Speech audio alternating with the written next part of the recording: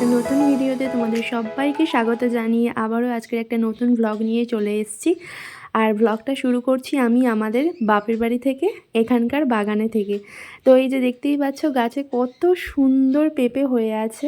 আর এই পেঁপেগুলো এখন বড় হবে, তারপরে পাকা হলে তারপরে খাওয়া হবে। পেঁপে গাছগুলো খুবই কি বলবো, খুবই বড় হয়ে গেছে। আর এখানে হনুমানের উৎপাত আছে, তো তার জন্য একটু সাবধানে থাকতেও হয়। আর এখানে গন্ধরাজ ফুলের গাছ, চারিদিকে সবুজের সমারোহ। আর আজকের হচ্ছে শনিবার সকালে প্রচুর বৃষ্টি হচ্ছে, মানে শুক্রবার থেকেই বৃষ্টিটা শুরু হয়েছে সন্ধ্যে থেকে, আর সারা দিন বৃষ্টি চলছে। আর এই যে দেখতে পাচ্ছ গাছগুলো একদম সবুজের সমারোহ, চারিদিকে ধুয়ে মুছে গেছে পাতাগুলো। আর এই যে আম হয়েছে ছোট্ট একটা, ওখানে ওইদিকেও আর একটা আম হয়েছে। এটা 12 মাসি আম গাছ, তাই জন্য এই অসময়েও আম ধরেছে শীতকালে।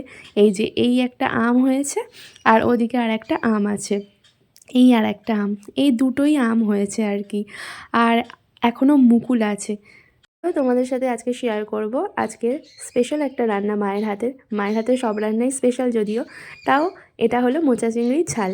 তো মোচা চিংড়ির ঝালের জন্য এখানে মোচা চিংড়িগুলো প্রথমেই তো ভালো করে ধুয়ে নেওয়া হয়েছে, কেটে নেওয়া হয়েছে, তারপরে নুন হলুদ মাখানো যেরকম হবে আর কি সব কিছুই দেওয়া হবে, নিয়ে ভালো করে মাখিয়ে রাখা হবে।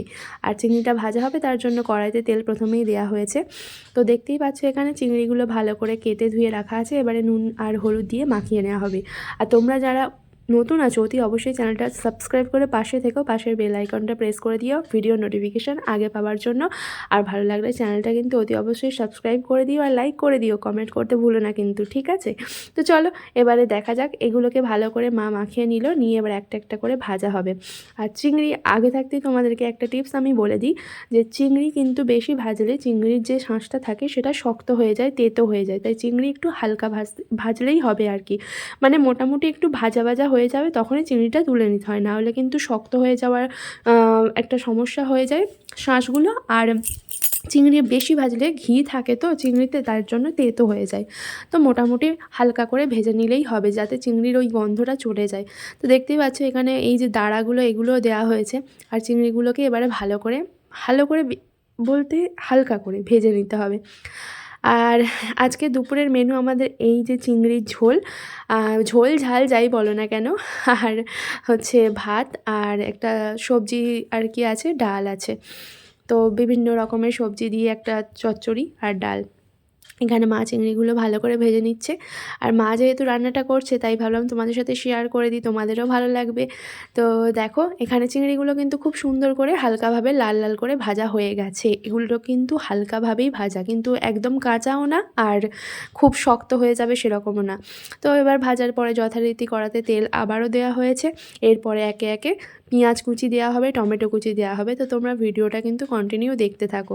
এবারে পেঁয়াজগুলো ভালো করে দিয়ে ভালো করে ভেজে নিতে হবে লাল লাল করে। এটা 1 থেকে 2 মিনিট ভালো করে ভেজে নিলেই হবে। আর এই পেঁয়াজ ভাজাতে নুন না দিলেও চলবে।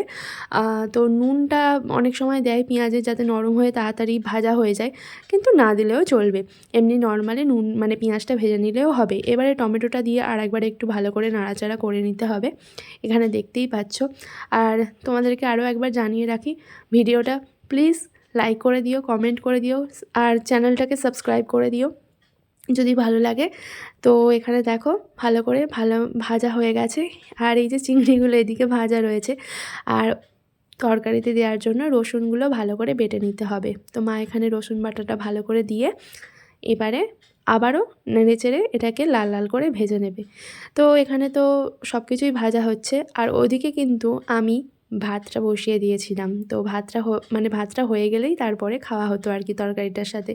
তো তার জন্যই আমি ভাতটা ওদিকে বসিয়ে দিয়েছিলাম, সেটা আর তোমাদের সাথে দেখানো হয়নি। তো যাই হোক, তোমরা রান্নাটা দেখতে থাকো। এবারে দেখো ভালো করে লাল লাল করে ভাজা হয়ে গেলে এর মধ্যে কিন্তু যে হ্যাঁ, আরেকটা কথা বলে দিই, তোমরা চাইলে আলুটা কিন্তু স্কিপ করতে পারো। এবারে দেওয়া হবে আলু। এই আলুটা কিন্তু স্কিপ তোমরা করতেই পারো, যেহেতু আমাদের দুপুরে খাওয়া হবে, তার জন্য লোকজন তো একটু বেশি, তো সেই জন্য আলু দিয়েই রান্নাটা করা হচ্ছে। তোমরা চাইলে আলুটা স্কিপ করে যেতেই পারো, একদম পেঁয়াজ দিয়ে আদা রসুন দিয়ে যেরকম ঝাল হয় সেরকমই ঝাল করতে পারো।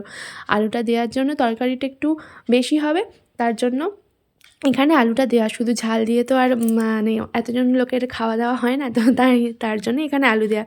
তো যাই হোক, আলুটা লাল লাল করে ভেজে নেওয়ার পরে এখানে নুন দিয়ে দেওয়া হলো। তো নুনটা দিয়ে ভালো করে আবার আলুটাকে ভালো করে ভাজা ভাজা করতে হবে। আলুটা একটু ভাজা ভাজা হলে না তরকারির টেস্টটা সত্যি খুব সুন্দর হয়। আর আমার তো ভীষণ ভালো লাগে তরকারিতে যে আলুগুলো একটু বেশি বেশি করে ভাজা থাকে, আমার ভীষণ খেতে ভালো লাগে। তো যাই হোক, এখানে ভেজে নেওয়ার পরে এখানে একটা মশলা দেওয়া হচ্ছে। এটা আমাদের মানে বাড়িতেই মশলাটা আর কি বেটে রাখা হয় একসঙ্গে, অনেকগুলো মশলা। এখানে আদা আছে, জিরে আছে, ধনে আছে, এটা মিক্সিতে একসঙ্গে বেটে পেস্ট করে একটা টিফিন বক্সে রাখা হয়, সেটাই সমস্ত তরকারিতে দেওয়া হয়। মোটামুটি 1 সপ্তাহের মতো স্টোরেজ থাকে আর কি। তো যাই হোক, তার মার রান্না থাকে স্কুলের সকালবেলা, তো অত সকালবেলা তো আর হয় না সব কিছু মানে তাড়াতাড়ি করার জন্য এটা থাকে। তো যাই হোক, বেশি বকবক করে ফেললাম, রান্নায় কনসেন্ট্রেট করা যাক। তো এবারে হচ্ছে ভালো করে মশলাটা দিয়ে আদা জিরে ধনে বাটা দিয়ে একসঙ্গে ভালো করে কষে নিতে হবে। এরপরে দিয়ে দিতে হবে পরিমাণ মতো হলুদ, তারপরে হলুদটা দেওয়ার পরে দিতে হবে পরিমাণ মতো লঙ্কা। এবারে এই লঙ্কা আর হলুদ আর যে আগে যে বাটা মশলাটা দেওয়া হলো ওগুলো দিয়ে ভালো করে নাড়াচাড়া করে নিতে হবে। তো দেখো, এবারে দিয়ে দেওয়া হবে লঙ্কা গুঁড়ো। লঙ্কা গুঁড়োটা তোমরা তোমাদের পরিমাণ অনুযায়ী দেবে। ঝাল যারা বেশি খায় ঝাল দেবে, কম ঝাল খেলে কম ঝাল দিতে পারো। আর এখানে রান্নাতে একটু জল দিয়ে দেওয়া হলো যাতে মশলাটা না লেগে যায়। আর 3-4টে কাঁচা লঙ্কা দিয়ে দেওয়া হয়েছে যাতে তরকারির টেস্টটা একটু ভালো হয়। তো এখানে ভালো করে নেড়েচেড়ে কষিয়ে নিতে হবে। আসলে রান্না যত কষানো হবে ততই কিন্তু টেস্টটা বেশি ভালো হবে। তবে বেশি কষানো হলে আবার রান্নাতে স্বাদটা নষ্ট হয়ে যায়। পরিমাণে একটা মিনিমাম সময় মতো রান্নাটা একটু কষাতে হবে, যাতে যখন দেখা যাবে যারা নতুন রান্না শিখছে তারা তো এটা শিখেই থাকবে, মানে তাদেরকে বলে দেওয়া উচিত যে রান্নাটা ভালো করে যখন এই মশলা দিয়ে কষিয়ে যে তেলগুলো বেরোবে তার মানে বোঝা যাবে যে কষানো হয়ে গেছে। এই যে ধারে ধারে তেলগুলো বেরোচ্ছে তার মানে কষা ঠিকঠাক সময় মতো হয়ে গেছে। তো দেখো, এই যে রান্না কষানো হয়ে গেল, ভালো করে মশলাপাতিগুলো কষে নিয়ে এরপরে এর মধ্যে জল দিয়ে দিলেই হয়ে যাবে। কিন্তু রান্নাটা এখনও বাকি আছে, শুধু জল ঢেলে দিলেই হবে না। তো এখানে দেখো, মশলাগুলো কষে নিয়ে এরপরে জল ঢালা হবে। তো এখানে আপাতত ভালো করে মশলাটা একটু কষিয়ে নিতে হবে। মতো এখানে দিয়ে দেওয়া হলো। এবারে তরকারিটা অল্প ফুটবে, এবারে কিন্তু সর্ষেটা বেটে নিতে হবে। এখানে সাদা সর্ষে ব্যবহার করা হয়েছে। আর সাদা সর্ষে শরীরের পক্ষে একটু উপকার আছে, মানে কালো সর্ষের থেকে। কালো সর্ষেটা খেলে অনেকেরই অ্যাসিডিটির সমস্যা থাকে যতটুকু আমি জানি, তাই এখানে সাদা সর্ষেরই আমাদের ব্যবহার করা হয়। আর এখানে সর্ষেটা ভালো করে বেটে নেওয়া হচ্ছে। যেহেতু তরকারিতে সঙ্গে সঙ্গে বেটে দেওয়া হবে তাই জন্য নুন আর কাঁচা লঙ্কা ব্যবহার এখানে হচ্ছে না, কারণ এখানে তরকারি ফুটছে আর এবারে সর্ষেটা বেটে ডাইরেক্ট দিয়ে দেওয়া হবে। আর যখন সর্ষেটা তোমরা আগে বাটবে, মানে তরকারিটা হচ্ছে অনেকক্ষণ আগেই মানে সব কিছু মশলাপাতি বাটা হবে, তখন কিন্তু একটু নুন আর কাঁচা লঙ্কা দিলে সর্ষে আর তেতো হবে না। তো এখানে সঙ্গে সঙ্গে দেওয়া হবে বলে তাই সর্ষেটা এমনিই বাটা হচ্ছে। এরপরে দেখো, তরকারিটা ফুটেই গেছে, মানে ফুটতে শুরু করেছে। এর মধ্যে মা এই সর্ষে বাটাটা দিয়ে দেবে। তো সর্ষের বাটাটা দিয়ে দেওয়ার সঙ্গে সঙ্গে এটা একটু এবারে ভালো করে ফুটতে দিতে হবে, আর গ্রেভিটা তবেই ভালো হবে।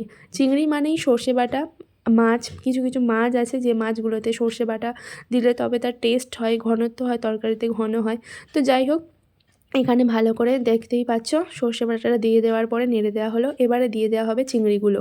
আর চিংড়ি মাছগুলো এখানে একে একে দিয়ে দেওয়ার পরে ভালো করে কিন্তু নেড়ে চেড়ে ঢাকনা দিয়ে দিতে হবে।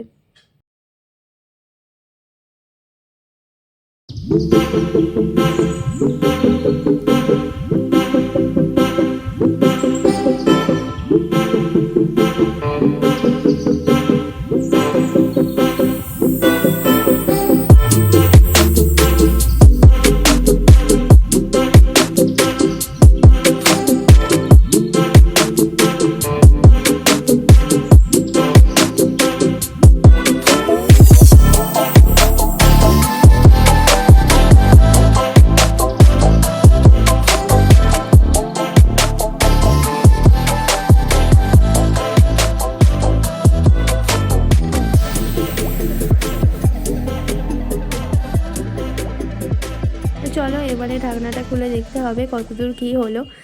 তো এখানে দেখো একদম রেডি, তো প্রায় ধরতে গেলে হয়ে গেছে। এবারে আলুটা সিদ্ধ হলো কিনা সেটা ভালোভাবে একটু দেখে নিতে হবে। তো এই যে নাড়াচাড়া করার পরে আলুটা সিদ্ধই হয়ে গেছে, দেখেই বোঝা যাচ্ছে। এবারে আলুটা একটু একটুখানি 2-3টা আলু ঘেঁটে দিতে হবে, যাতে তরকারি আর কি ঘন হয়। যেরকমভাবে ঘরে রান্না করা হয় সেই রকম আর কি, সেই জিনিসটাই আমি তোমাদের সামনে তুলে ধরছি, শেয়ার করছি।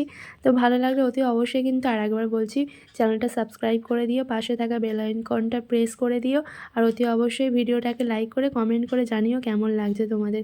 তো দেখো আলুটা কিন্তু একদম সিদ্ধ হয়ে গেছে, আর 2-3টা আলু একটু ঘেঁটে দিলে তরকারিটা টেস্টও হয় আর একটু ঘনও হয়ে যায়। তো যাই হোক, এখানে দেখো তরকারি একদম রেডি, আর এবারে একদম ধোঁয়া হচ্ছে, তো ক্যামেরাটা ঘোলা হয়ে যাচ্ছে। যাই হোক, তোমরা দেখেই বুঝতে পারছো।